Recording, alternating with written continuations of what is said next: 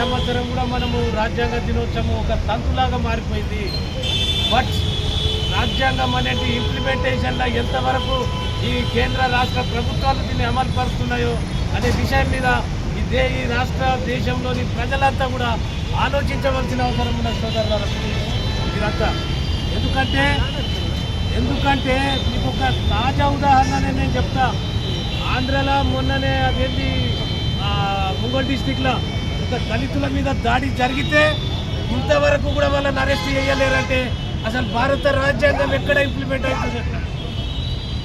Implement అవుతున్నదని మనం అందరము ఈ ప్రభుత్వాలను అడగవలసిన అవసరం ఉంది. వాళ్ళ మెడలు పంచి భారత రాజ్యాంగంను మనం అమలు చేసుకోవాలా.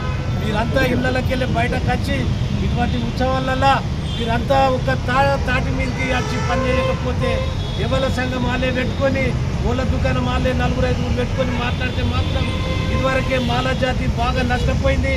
ఇక ముందు in future such things should not be taken place అని చెప్పి ఈ సందర్భంగా చెప్తున్నా. అంటే ఇప్పుడు మనువాదం ఉన్నప్పుడు రాజ్యాంగం ఉన్నప్పుడు ఏముండే, రాజ్యాంగం ఉన్నప్పుడు దళితులకు అసలు పోలీస్ స్టేషన్లో కంప్లైంట్ చేసే హక్కు కూడా లేకుండే. ఎందుకంటే వీళ్ళకు ఫండమెంటల్ రైట్స్ లేకుండే. అది అప్పుడు హత్య చేసిన ఒక దళితుని హత్య చేసినా కూడా పట్టించుకునే వాళ్ళు లేకుండే. అదే ఒక బ్రాహ్మణ కమ్యూనిటీని